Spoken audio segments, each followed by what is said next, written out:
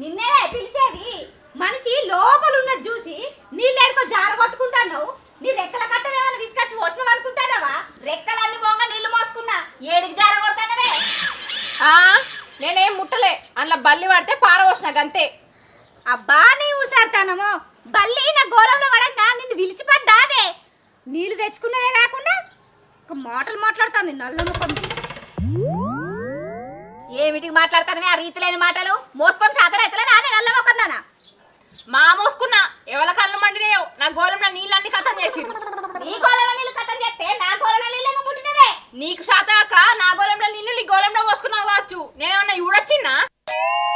అందుకే తెచ్చుకున్నా. అయితే ఏంది? నువ్వంగనేందానివై నా నీళ్ళు తెచ్చుకుంటే నేను ఊకుంటానే. మొన్న గట్లనే నీ చీపిరి మొక్క వేయిందని నా చీపిరి తెచ్చి చూడుచుకుంటువి.